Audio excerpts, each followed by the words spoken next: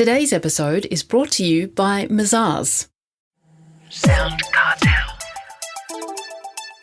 You can spend thousands of dollars on marketing and countless hours setting up new tools and software to help grow your business. But if you're not investing in how you treat your clients and customers, and they don't come back or trust you, it's money and time down the drain. From SoundCartel, I'm Nicole Goodman, and this is Business Essentials Daily.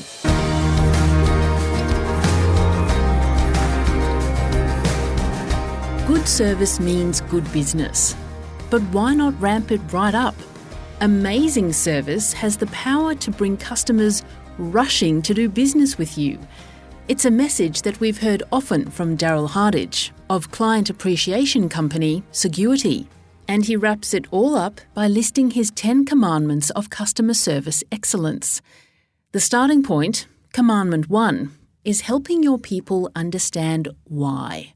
So, why? Asks Heather Dawson. Starting with why is really important for businesses. It doesn't work if you just hire people and tell them what they've got to do. They've got to know why they're doing it. And so many people, especially from a team engagement perspective, they really don't know what the game plan is. Why are we doing all this marketing? Why are we changing these things in the business? And a lot of this comes down from the very top, and the leadership and CEO, managing directors, shareholders, etc., they communicate their vision to their top-line management team. But rarely do they communicate this vision all the way down to the front line. You should be able to have everyone in your business tell you exactly why they follow the processes and procedures and why they're committed to delivering great service excellence.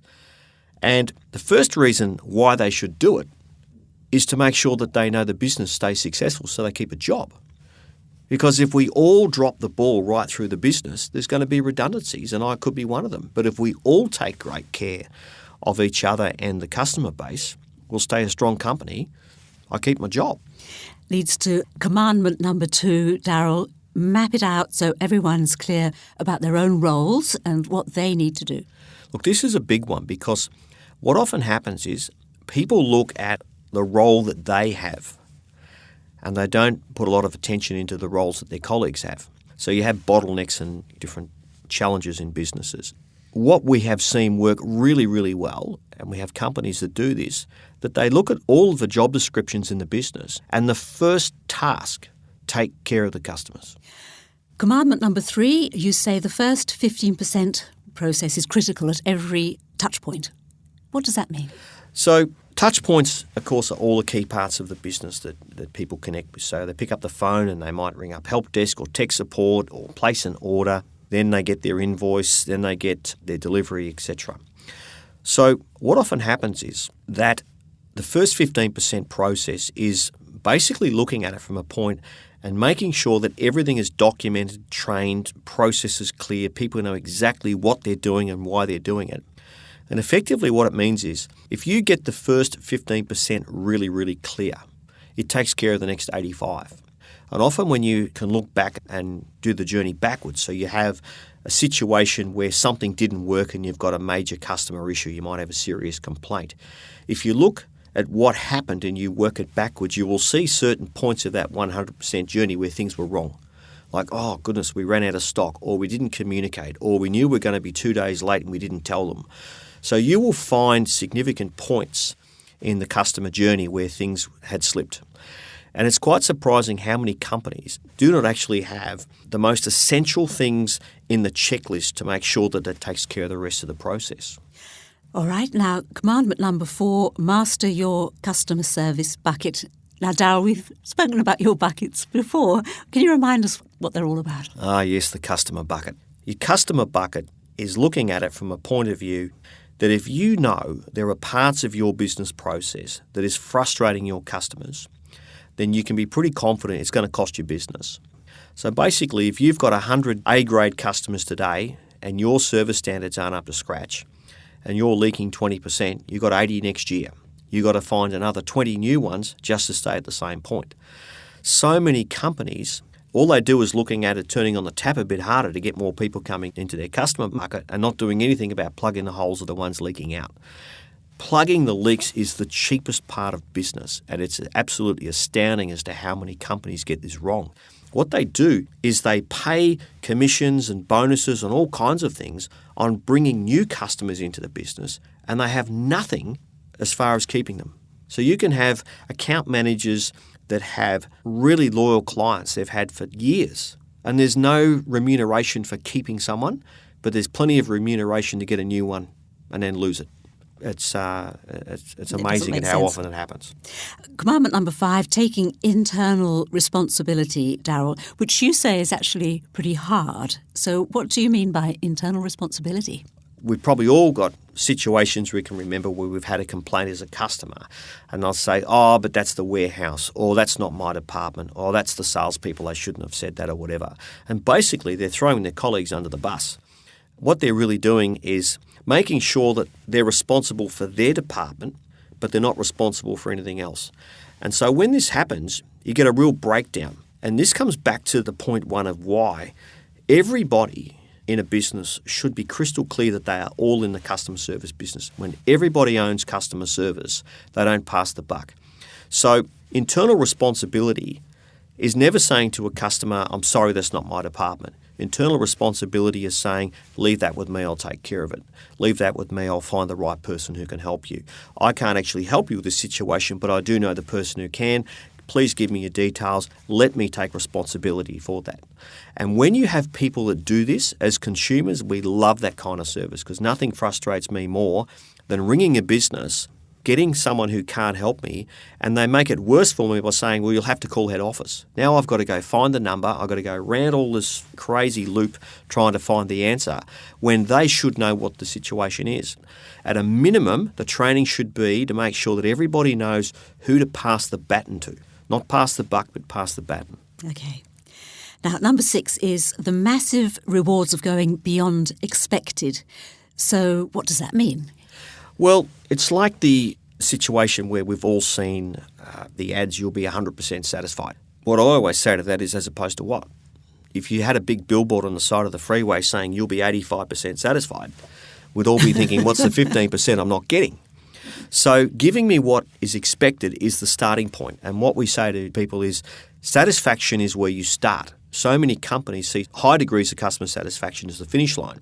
So if you've got competitors that see satisfaction as the game, then it's good news for you because they will stop at what we call an 8 out of 10. They'll give people just what's expected. You must know how to go beyond expected.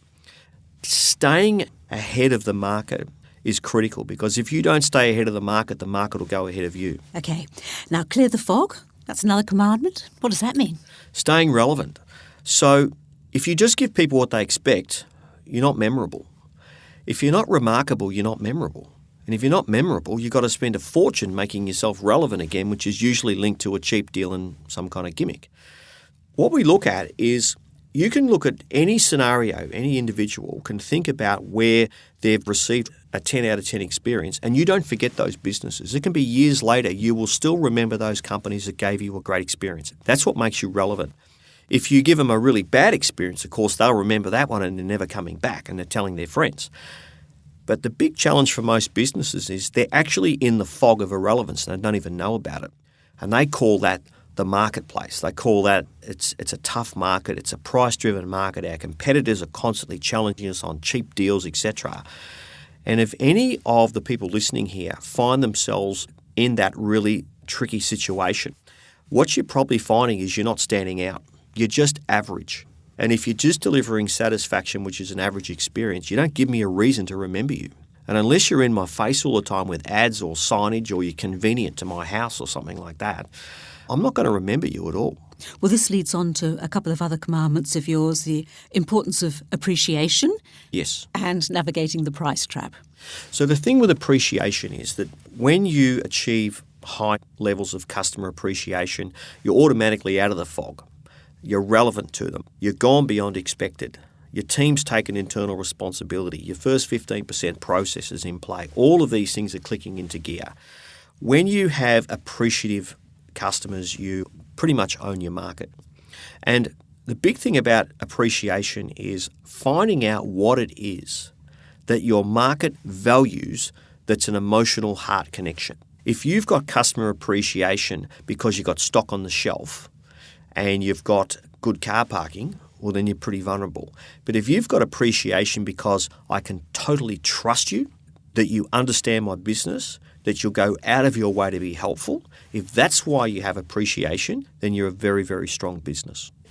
Final commandment, number 10, is operate at 110%. This is like beyond expected. The best of the best have an edge. You look at any number one company, they always go above and beyond, and not just in one area. They have so many parts of their business that are designed to be optimal. If you make sure that everything you do is designed to be an optimal customer experience, and you must start with your team to make sure that they know exactly what 110% looks like, then they will be able to automatically be driven and back to point one being why I should care around how to deliver that extraordinary customer experience. That was Saguity CEO Darrell Hardidge.